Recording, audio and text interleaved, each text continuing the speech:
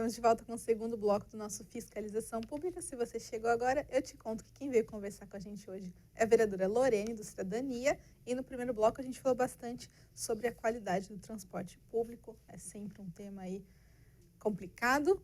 Mas agora a gente vai falar de um outro tema, que é serviços públicos aqui na cidade. Também tem gerado uma dúvida ou outra aqui e ali. No dia 5 de agosto, o secretário veio aqui, Alexandre Magno, para responder algumas dúvidas sobre a Eco Taubaté, que é a empresa que faz a limpeza aqui da cidade, e também a taxa de iluminação pública que é cobrada. Quem paga a conta aí, deu para ver que teve uma época que até estava mais alta, não dá, vereadora? Deu uma melhorada. Pois é. O que a gente tirou dessas respostas? Bom, ele respondeu direitinho ou deu uma fugida? Ele respondeu objetivamente, acho positivo. Por isso também a necessidade desse instrumento, que é a convocação. E eu sou a única vereadora desta casa, nessa legislatura, que fez convocações aos secretários. É diferente de convidá-los para uma audiência pública, porque nas minhas audiências públicas, por exemplo, eu acho que o prefeito de Taubaté tem muito medo do que eu posso perguntar, do que eu posso questionar, e ele costuma não enviar os secretariados para responderem as nossas questões. Para eu ser sincera, justa com a verdade, como eu sempre procuro ser, 2 secretários estiveram em audiências públicas que eu já chamei. O Dr. Jean Soldi, quando era secretário de Negócios Jurídicos, e também o Gerson, do Departamento de Habitação, sempre vem quando a gente questiona e convida.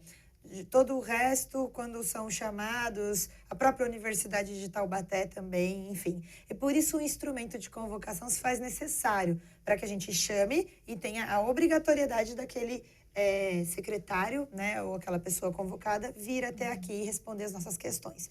Quais eram as questões? Elas têm a ver com a falta de transparência do governo do prefeito. Infelizmente, ele é totalmente contra a transparência, isso é nítido. Haja vista os seus... Subiu a palavra, Tânia, você vai me ajudar aqui agora. Fugiu muito, voou longe, assim, quando o prefeito veta um projeto de lei. Haja vista os vetos deles nos meus projetos, que a gente sempre discute aqui no Fiscalização, né? Os projetos de transparência na lista de espera de creche, de médicos especialistas também. E ele não gosta mesmo e descumpre as leis descaradamente, mas as instituições de controle externo também não têm feito muita coisa sobre esse descumprimento de lei por parte do prefeito. E porque ele não dá conta do que está na lei, que é colocar lá receita e despesa da taxa de iluminação pública e tornar disponível os anexos do contrato da Eco Taubaté, que dizem lá o cronograma de trabalho, o que é que ele tem que cumprir item por item, passo a passo, e qual é o prazo. Esses documentos, eles não estão disponíveis em lugar nenhum, e eu passei 2 anos do meu mandato solicitando recorrentemente por requerimento e outras formas. E eu não tive acesso até hoje. Então, por isso eu cheguei nessa atitude de convocá-lo, ele veio, respondeu. E uma das perguntas super objetivas que eu fiz, por exemplo, é: secretário, há algum tipo de fraude no contrato da Eco Taubaté que o leve a esconder o anexo do contrato que eu venho solicitando há 2 anos? E a resposta objetiva do secretário foi: não há qualquer tipo de fraude. Senhora, me desculpe, vereadora, mas isso foi mesmo uma falha da gestão em não disponibilizar o documento como deveríamos. Então, ele assumiu falhas da gestão, mas disse, né, declarou que não há corrupção, porque assim é isso que nos leva a crer, né? Você esconder documentos que nos gerariam controle sobre o serviço prestado, que é pago, que foi contratado, me leva a crer que alguém está se beneficiando nisso. E se não tem o cronograma, como precisa ser cumprido o serviço, como é que a prefeitura está pagando? Porque, em tese, né, na letra da lei, a organização pública, o poder público deve pagar a empresa a partir de relatórios em que ela comprove que prestou o serviço. E aí, como é que eu não tenho o contrato, a gente não acha o anexo que diz? Então, como é que está pagando todo mês a empresa Eco Taubaté 6 milhões de reais mês sem a gente ter esse documento? Então, foi basicamente isso. Sim. E da iluminação pública? Sobre a iluminação pública, ele também admitiu que não está cumprindo a lei, não está disponibilizando as informações da receita e da despesa do fundo, né, da taxa da iluminação pública que toda a população taubatiana vem pagando. E dessa forma fica impossível da gente saber se, por exemplo, tinha dinheiro suficiente no fundo para o prefeito não precisar fazer empréstimo para contratar a substituição de lâmpadas de LED para a cidade. Então não tem como saber, porque eu não tenho acesso à informação.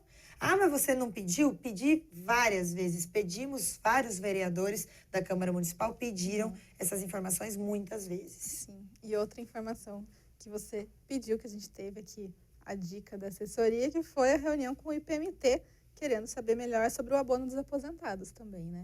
Isso. Também o Instituto de Previdência, agora com a lei em que o prefeito está fazendo uma barganha com o servidor, eu vou te dar o seu reajuste salarial, vou repor as perdas da inflação do seu salário servidor, somente se a Câmara Municipal de Taubaté votar uma lei em que eu diminuo o aporte financeiro de quanto eu tenho que pagar para o Instituto de Previdência.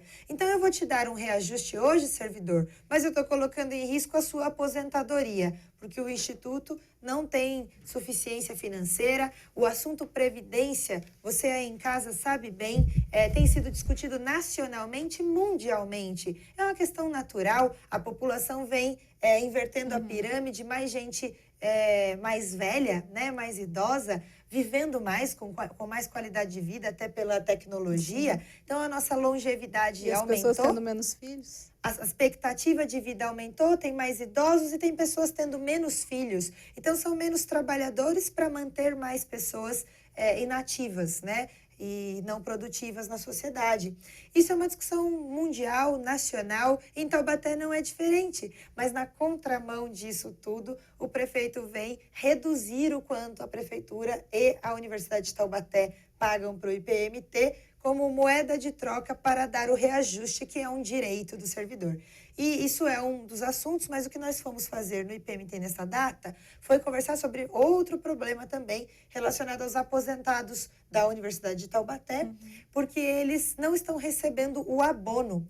Então, dá o abono para o servidor da ativa da Unital, mas não dá para o aposentado. Existem condições diversas, eu não vou entrar em detalhe aqui porque é bem complicado. Sim. Eu mesmo estou aprendendo ainda muita coisa, mas tem alguns tipos de servidores que têm que receber exatamente o que um servidor da ativa recebe, está na lei, para alguns casos. E eles não estão recebendo. Eles entraram na justiça e a justiça está determinando, pague, tem que ser pago. É correto que eles recebam. Mas aí nem a Unital, nem o IPMT querem pagar. E nós fomos lá fazer uma reunião para tentar que essas instituições, pelo menos, assumam, né, a sua responsabilidade diante do servidor. Sim, complicado. Mas a gente tem um tema aqui que, pelo menos esse, a gente sabe que deu resultado rápido, que foi a preservação de 300 árvores lá no Santa Teresa. Tem algumas fotos para mostrar para vocês, que são árvores nativas, né, vereadora? Pois é, muitas mais delas... Mais sério ainda de derrubar. Estão lá há muito tempo, mas a grande maioria foi plantada, assim, 30 anos, por moradores locais, pelo pai de uma dessas moças que está aí na fotografia com a gente, inclusive.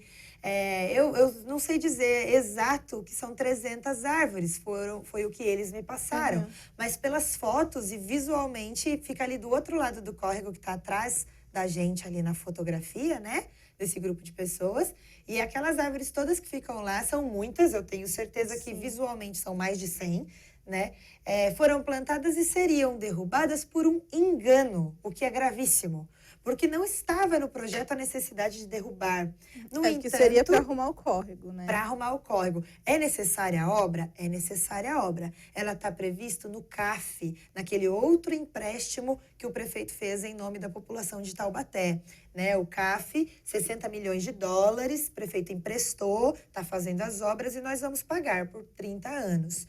E esta obra, inclusive, ela é contemplada no CAF, mudar ali um trechinho do curso do rio no Santa Teresa, para que ele não provoque cheias e inunde a casa dos moradores. Sim. Isso é excelente. É válida. Está tudo bem com a obra. O problema é como fazer, a comunicação, o gerenciamento. A grande incompetência da Prefeitura de Taubaté em gerenciar coisas, né? Contratos. e recursos humanos, por exemplo, como é com a política do servidor público. Então, ali, o que a gente nota é que a empresa quase efetuou a derrubada dessas árvores, chegou a marcar, colocar estacas que foram retiradas em protesto pelos moradores ali da rua. Eles foram lá e retiraram e disseram: quantas vezes vocês colocarem as marcações, todas as vezes nós retiraremos. E é bacana porque eles têm um interesse em acabar com as enchentes. E ainda assim eles estão lá protegendo a árvore. Claro, eles são os maiores prejudicados, né? Eles é que têm a casa inundada, perdem seus móveis quando tem enchente. Mas eles também têm a consciência de que a mata ciliar ali, ela ajuda a evitar Sim. o assoreamento, a encher de terra a altura e o nível do rio, que vai fazer ele transbordar também. Então, é uma questão ambiental, mas naquele momento nós estivemos lá, liguei para os secretariados, que sempre também muito disponíveis me atenderam, a grande maioria deles por telefone, em reuniões. O problema deles é vir aqui na Câmara mesmo, de alguns deles. Mas de outros tantos nos atendem, eu agradeço, reconheço. E nós falamos com o secretário Paulo Fortes, com o engenheiro Fernando Katayama, que estava no lugar do secretário Bibiano de Obras. E o secretário Paulo Fortes foi até a prefeitura e viu que no projeto, de fato, não havia necessidade da derrubada das árvores. Até aí tudo bem, o que a gente precisava é que a prefeitura se comunicasse com a empresa para dizer: ei, não é para derrubar. E a gente conseguiu isso. Sim, com certeza. E outra conquista, vereadora, nosso tempo está estouradíssimo. Tudo bem. Então, rápido e rasteiro, falar da água tratada lá no bairro do Barranco, porque também tem foto. Pra gente mostrar, agora sim, né, Foi vereadora? excelente. Eles estavam lá. sem luz, sem tratamento de água. Ah, muito triste. Eu fico pensando como é que um prefeito consegue ser prefeito de uma cidade, deitar a cabeça no travesseiro, sabendo que tem pessoas vivendo em condições como a desse pessoal lindo aí do bairro do Barranco, seu Isaac, né, essa família toda aí, o pessoal que nos recebeu. Eles estão convivendo lá sem saneamento, sem acesso à água tratada, sem energia, fazendo gato, colocando a vida em risco, uma vida que fica sem dignidade com relação a ter o mínimo de condições que te dão ali uma qualidade, né? Como é que um prefeito consegue dormir sabendo que tem gente no centro da cidade? Porque o Barranco, para você que não conhece, fica ali atrás do shopping, do Taubaté Shopping. Super pertinho, super fácil de localizar. Mas é uma situação horrível, esgoto a céu aberto na rua. E por informação, a gente conseguiu ajudar a resolver essa situação lá com o bairro do Barranco, com todos os moradores, fazendo pressão, conversando com a Sabesp, conectando informações que estavam erradas, corrigindo uma coisa ou outra.